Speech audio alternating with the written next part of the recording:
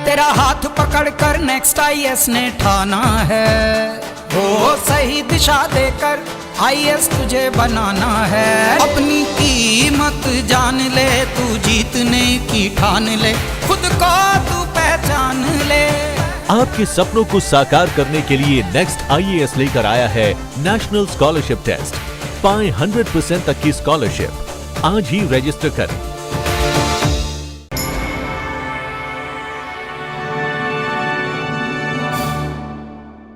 Hello everyone, मेरा नाम गोल्डी गुप्ता है और इस बार की सिविल सेवा परीक्षा में मैंने 181वीं रैंक प्राप्त की है और मुझे भारतीय पुलिस सेवा में सेवा करने का मौका मिला है। और ये वीडियो हम बना रहे हैं प्रीलिम्स एग्ज़ामिनेशन को लेकर के, जो कि एक बहुत important part of the exam है, बिकॉज़ मोस्ट ऑफ द लोग हैं जो वो इसी स्टेज पे बाहर निकल जाते हैं। और ऐसा माना जाता है कि 10 लाख लोग एग्ज़ाम देते हैं और सिर्फ 10,000 लोग पास करते हैं, तो सक्सेस रेट बहुत कम है इस वाले एग्ज़ाम में, ख़ास करके प्रीलिम्स एग्ज़ामिनेशन में। 2-3 साल का हम ट्रेंड देखें तो एग्ज़ाम बहुत ज़्यादा रैंडम होता जा रहा है। रैंडम इन द सेंस कि क्वेश्चंस के टाइप ऑफ क्वेश्चंस भी बहुत अलग अलग आने लग गए हैं, और जो एरियाज़ जहाँ से हम बहुत यूजुअल क्वेश्चंस एक्सपेक्ट करते थे, जैसे कि पॉलिटी वगैरह, वहाँ से क्वेश्चंस बहुत ज़्यादा डायनेमिक भी हो गए हैं। और चूँकि मैं 2018 से प्रीलिम्स दे रहा हूँ कंटिन्यूसली, और 6 बार मैंने प्रीलिम्स दिया है और 5 बार पास भी किया है, बहुत अच्छे मार्क्स से भी पास किया है और बहुत स्लिम मार्जिन से भी पास किया है। तो मैं काफ़ी क्लोजली इस चीज़ को ऑब्ज़र्व करता रहा हूँ, प्रीलिम्स में चेंजिंग पैटर्न को भी, और जो चेंज ऑफ जो माइंडसेट है एग्ज़ामिनर में। तो एक बार अगर मैं देखता हूँ, बार बार अगर पेपर को पीछे देखता हूँ हर बार, तो एक तो ये है कि PYQs को अगर आप देखेंगे तो एक नंबर ऑफ़ एरियाज़ हैं जहाँ से क्वेश्चंस कंटिन्यूसली आएंगे। क्वेश्चंस कुछ एरियाज़ से ज़रूर आएंगे, ठीक है, तो आपको वो एरियाज़ आइडेंटिफाई करने हैं, और वो आइडेंटिफाई करके मैं तो आपको नहीं दे पाऊँगा, वो आपको खुद आइडेंटिफाई करने हैं। और वो कैसे करने हैं, because it is a process in the finding out those topics की जो इंपॉर्टेंट टॉपिक्स हैं from the PYQs। What you have to do is कि तुम्हें PYQs को उठाना है लास्ट 20 to 25 ईयर्स के। कोई भी बुकलेट उठा लो आप, बहुत सारे आते हैं 25 ईयर्स के PYQs के प्रिलिमिनरी एग्जामिनेशन के लिए। तो आपको जो कुछ एरियाज़ हैं जहाँ से UPSC बार बार क्वेश्चन पूछ रही है, आपको वो एरियाज़ एक तो पिन पॉइंट करने हैं, ठीक है। पॉलिटी में वो एरियाज़ हैं जैसे कि पार्लियामेंट वाला टॉपिक हो गया या फिर कैग वाला टॉपिक हो गया, ठीक है। तो वो एरियाज़ आपको उठाने हैं, पकड़ने हैं वो वाले टॉपिक्स, और उन टॉपिक्स को आप तभी पकड़ पाओगे जैसे कि अगर आपको एनवायरनमेंट में जाना है तो एनवायरनमेंट में आपको इम्पॉर्टेंट जो स्पीसीज़ हैं वो हमेशा इम्पॉर्टेंट रहेंगी, और उनको आपको उठाना है। जो इम्पॉर्टेंट, जो क्रूशियल चीज़ें हैं, जो हमारे इम्पॉर्टेंट टाइगर रिजर्व्स या फिर नेशनल पार्क हैं, वो आपको सुंदरवन है, वो हमेशा इम्पॉर्टेंट रहेंगी, या फिर मैनग्रोव्स या फिर वेटलैंड्स, ऐसी चीज़ें हमेशा इम्पॉर्टेंट रहेंगी, और वो चीज़ आपको पिकअप करनी है।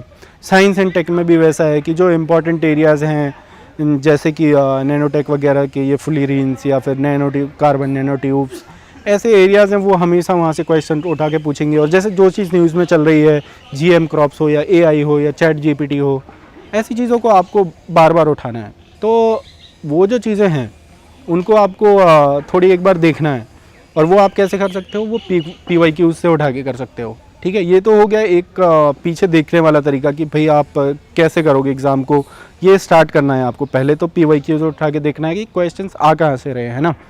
वो क्वेश्चंस आप उठा लोगे एक बार, आपको थोड़ा समझ में आ गया पैटर्न, तो एक तो आपका डर ख़त्म हो जाएगा कि ये एग्ज़ाम कैसे निकलेगा। दूसरा, आपको थोड़ा डायरेक्शन मिलेगा कि करना कैसे है पढ़ाई, ठीक है। ये तो हो गया है डायरेक्शन की बात। अब दूसरी है इम्पॉर्टेंट एरियाज़ की बात, जो कि आपके सिलेबस के मेजर एरियाज़ जहाँ से क्वेश्चन आ रहे हैं। मेजर वही एरियाज़ हैं polity, economy, geography, culture, history और साइंस एंड टेक, इन्वायरमेंट। ये मेजर एरियाज़ हैं जहाँ से क्वेश्चन आ रहे हैं। अब अगर हम सब्जेक्ट वाइज देखें तो हमें क्या करना है, हमें पॉलिटी के लिए हमारा एक ही सोर्स है लक्ष्मीकांत, जिसे हमें करना है। What you have to do is कि लक्ष्मीकांत के साथ साथ आजकल क्या करना है, जो इंडियन एक्सप्रेस के एक्सप्लेन्ड हैं वो देखते रहना है। जो चीज़ें उसमें आ रही हैं, मैं देख रहा हूँ ऐसा एक पैटर्न की बार बार जो चीज़ें न्यूज़ में चल रही हैं उनको स्टैटिक पॉलिटी से जोड़ करके क्या होगा, दो ऑप्शंस ऐसे होंगे जो स्टैटिक के होंगे और एक ऑप्शन बहुत ही डायनामिक होगा। तो आपको इस तरह से मिला करके थोड़ी पढ़ाई करनी पड़ेगी, और वो थोड़ा ध्यान देना है इंडियन एक्सप्रेस की एक्सप्लेन्ड का। कई बार आप रोज़ रोज़ नहीं पढ़ पा रहे हो, तो आप उसको कंपाइलेशंस के माध्यम से भी पढ़ सकते हो, बहुत सारे कंपाइलेशंस लोग निकालते हैं। इसके अलावा और सिमिलरली किसी भी कोचिंग का मंथली जो ईयरली करंट अफेयर्स है उसमें भी आप पॉलिटी के जो इम्पोर्टेंट टॉपिक्स रहे हैं वो देख लें, उसका थोड़ा सा इतिहास वगैरह देख लें कि अगर एंटी डिफेक्शन से रिलेटेड है तो लॉ में चेंज कैसे हुए हैं इतने सालों में और क्या चेंज हुए हैं, वो थोड़ा डेप्थ बढ़ गई है पॉलिटी के क्वेश्चंस की। इसी तरह से पार्लियामेंट के क्वेश्चंस में भी ऐसा हो रहा है कि अब रूल्स ऑफ द जो पार्लियामेंट है, जो रूल्स ऑफ बिजनेस है वहाँ के, या फिर जो तो अब अगर किसी को सस्पेंसन हो रहा है तो आप थोड़ा सस्पेंसन के रूल जरूर देख लीजिए, ठीक है। तो इस तरह के क्वेश्चंस आ रहे हैं। सिमिलरली ज्योग्राफी में आपको क्या करना है, ज्योग्राफी में आपकी एनसीईआरटीज़ ही सबसे इम्पॉर्टेंट पार्ट है, बट उसमें आप सबसे ज़्यादातर जो चीज़ें पूछी जा रही हैं या तो बहुत ज़्यादा स्टैटिक हैं जो कि आप एनसीईआरटी में आपको मिल जाएंगी, या फिर वो ऐसी हैं कि आपको मैपिंग वगैरह थोड़ी देखनी पड़ेगी। उसके लिए आप कंटिन्यूसली रेफ़र करते रहिए मैप को, आपकी अंडरस्टैंडिंग मैप की बन जाएगी अगर एक बार, तो वो आपको मेंस में भी इम्पॉर्टेंट रोल प्ले करेगी और प्रीलिम्स में तो 2-4 क्वेश्चन हर साल आते ही हैं मैपिंग के। इसके लिए भी आपको जो न्यूज़ में एरियाज़ चल रहे हैं उनकी थोड़ी मैपिंग वगैरह ठीक से देख लेनी है। और इन्वायरमेंट में थोड़ा हर बार स्टैटिक और डायनेमिक के बीच में अल्टरनेटिव ईयर्स चलते रहते हैं, ठीक है। तो आपको ये देखना कि भी 1-2 साल का पैटर्न क्या रहा है, कहाँ से क्वेश्चन ज़्यादा आए हैं। अल्टरनेटिव एरियाज़ में भी थोड़ा ध्यान देना है कि कहाँ से क्वेश्चन नहीं आए हैं, जहाँ से क्वेश्चन नहीं आए हैं वो एरियाज़ फिर से उठाते हैं वो। लेकिन सिर्फ नेशनल पार्क और स्पीसीज़ करने से काम नहीं चलेगा। इन्वायरमेंट में थोड़ी सी इकोलॉजी अब पढ़नी पड़ेगी आपको, और वो आप कर सकते हैं NIOS के नोट्स हैं वो आप उठा सकते हैं, PMF के भी नोट्स आप उठा सकते हैं, कोई भी मतलब there are so many compilations now, वो आप देख सकते हैं। प्रीलिम्स में एक इम्पॉर्टेंट आस्पेक्ट जो मैं सबका ध्यान लगाना चाहता हूँ जिस तरफ, वो ये है कि you don't have to be current affairs oriented 100%। Current affairs is only 10%, 90% you have to be very strong in static part, तब आपका कंटिन्यूसली प्रीलिम्स निकलेगा। फॉर एग्जांपल मेरे दोस्त हैं श्रीमान तरुण बंसल जी, उन्होंने भी 6 प्रीलिम्स दिए हैं और 6 के 6 पास किए हैं। इस बार वो भारतीय राजस्व सेवा में गए हैं और उनका जो अनुभव रहा है, उनसे जो भी मैंने सीखा, उन्होंने यही मुझे हमेशा ही बताया। हर बार हम लोग इंटरव्यू के बाद कई बार दे करके और बहुत बार फेल हो करके वहाँ से, और 5-6 दिन में भी प्रीलिम्स देते थे, लेकिन हर बार प्रीलिम्स निकालने का राज उन्होंने मुझे जो बताया वो यही बताया है कि भाई आपको जो स्टैटिक है वो सॉलिड होना चाहिए। 80% आपके पास होने के चांसेस बढ़ जाते हैं अगर आपका स्टैटिक पार्ट सॉलिड है। स्टैटिक में कौन से पार्ट आते हैं? पॉलिटी, ज्योग्राफी, हिस्ट्री, इकोनॉमी, ठीक है। तो ये एक बार आप ज़रूर करें कि आपको कंटिन्यूसली ये रीअसेस करते रहना होगा कि आप बहुत ज़्यादा करंट ओरिएंटेड तो नहीं हो रहे हो, क्योंकि it will not be very useful for your exam. और इसी तरह से फिर जो इकोनॉमी वाला पार्ट है, इकोनॉमी वाले पार्ट में भी they ask a lot of static concept from stock market, जो कि आपके मीन्स में इंपॉर्टेंट नहीं होता है, तो बहुत सारे लोग नहीं भी पढ़ पाते हैं। तो आप कोई भी एक कंपाइलेशन उठा लीजिए जिसमें स्टैटिक पार्ट भी हो, बैंकिंग, मनी और जो हमारे मॉनिटरी पॉलिसी है, फिस्कल पॉलिसी है, और जो इम्पोर्टेंट टॉपिक्स हैं एम्प्लॉयमेंट और इन्फ्लेशन, इन सारे चीज़ों के स्टैटिक चीज़ें ज़रूर आप देख के जाओ, क्योंकि questions most of the times इधर से आते हैं। और अगर डायनेमिक भी आते हैं तो आप अपनी कॉन्सेप्चुअल अंडरस्टैंडिंग के बेसिस पे ये क्वेश्चंस डील कर सकते हो। और इसमें साइंस एंड टेक के लिए भी लोग पूछते रहते हैं हमेशा कि क्या हमें ऐसा सोर्स यूज़ करना चाहिए। सोर्स इसका यही है, कोई भी आप एक मंथली ईयरली कंपाइलेशन उठा लीजिए, और इसके अलावा किसी भी एक कोचिंग के अगर स्टैटिक नोट्स आप ये रीड कर पाएँ तो बहुत ही अच्छा होगा। इसको अपनी मेंस की प्रिपरेशन के साथ भी आप कर सकते हैं, और जो इम्पोर्टेंट एरियाज़ हैं वहाँ से आप नोट्स बना लें, जो जैसे कि कार्बन नैनो ट्यूब्स या फुलरीन्स या ग्राफीन या इन सारी चीज़ों के बारे में आप मेंस में नहीं उतना पढ़ते हैं, लेकिन प्रीलिम्स के लिए ये सारी चीज़ें बहुत इंपॉर्टेंट हो जाती हैं, है ना। तो आप इनके नोट्स बना सकते हैं और उनको देख सकते हैं। इसके अलावा रवि अग्रहरी सर की एक बुक है साइंस एंड टेक्नोलॉजी की, स्टैटिक कॉन्सेप्ट्स के लिए आप वो उठा सकते हैं, शायद वो हिंदी में भी उपलब्ध है, अगर नहीं है तो कोई और आप बुक उठा लें।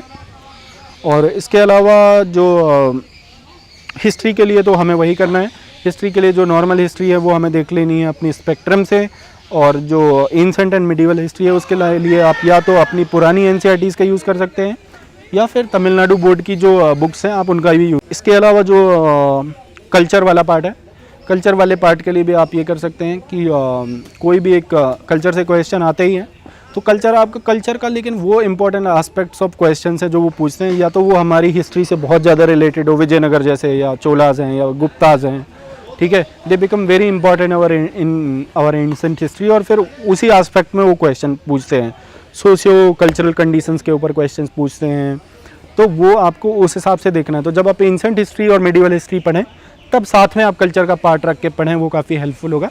इसके लिए आप नितिन सांगवान सर के नोट्स पढ़ सकते हैं जो कि मार्केट में हैं, और नितिन सिंघानिया सर की बुक तो ऑफकोर्स बहुत फेमस है, वो आप देख ही सकते हैं, वो हिंदी और इंग्लिश दोनों में है। जो लोग इंग्लिश में हैं वो नितिन सांगवान सर के नोट्स ज़रूर पढ़ सकते हैं, वो काफ़ी यूज़फुल होंगे मेंस और प्रीलिम्स दोनों के हिसाब से।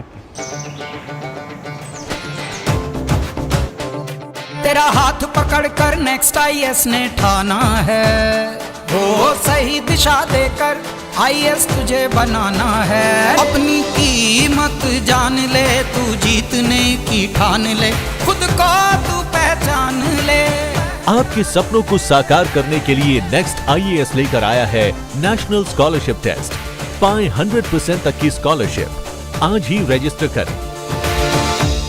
और इसके अलावा जो प्रीलिम्स का मेन इम्पॉर्टेंट पार्ट है वो है मॉक लगाना और जो प्रीवियस ईयर क्वेश्चन पेपर हैं वो सॉल्व करना। Because as much as it is about knowledge, it is also about skill. और वो स्किल सेट आती है आप बार बार प्रैक्टिस करने से, और वो आपको प्रैक्टिस अपने घर पे बैठ के करना है, तो थोड़ा कैजुअली नहीं लेना उसको, थोड़ा प्रैक्टिस को थोड़ा ऐसे एक्टिव प्रैक्टिस करना है, सो दैट यू अंडरस्टैंड कि आ क्या रहा है क्वेश्चंस में, मैं कैसे कर रहा हूँ, मेरी थॉट प्रोसेस क्या होती है क्वेश्चन को हल करने की। आप बहुत ज़्यादा कॉम्बेटिव नहीं हो क्वेश्चन को सॉल्व करने में, आपका एटीट्यूड कैसा हो रहा है, आप डर वर तो नहीं रहे हो क्वेश्चंस को देख करके, वो ध्यान रखना है। दूसरा इंपॉर्टेंट एस्पेक्ट है इसका confidence. Confidence is the key. मेरी इस बार की आईएएस सिलेक्टेड मित्र हैं सुस्मिता जी। सुस्मिता जी ने यही हमेशा से उनका मंत्र यही रहा है कि आप हमेशा कॉन्फिडेंट रहें। कई बार वो बहुत ज़्यादा पढ़ाई भी नहीं करके गई होती हैं, लेकिन उनका एग्ज़ाम बहुत अच्छा जाता है, और प्रिलिमिनरी एग्ज़ामिनेशन खास करके। और मैं जब भी उनसे पूछता हूँ, बिकॉज़ मैं उतना ज़्यादा कॉन्फिडेंट नहीं रहा एग्ज़ाम को लेकर के कभी, तो मुझे हमेशा कॉन्फिडेंस दिलाने में उन्होंने यही कहा है कि अब ये एग्ज़ाम कॉन्फिडेंस का खेल है और वैसे ही निकलता है। और कई बार हम उतनी पढ़ाई नहीं भी करके जाते हैं। फॉर एग्ज़ाम्पल लास्ट ईयर हम लोगों का एग्ज़ाम, लास्ट ईयर मेरा और सुस्मिता हम दोनों का एग्ज़ाम फाइनल रिज़ल्ट जो आया था वो नेगेटिव था, और it was just before prelims, 7 days before prelims, not even 7 days, 5 days before prelims, और हमने उतने 5 दिन में ही पढ़ाई की है।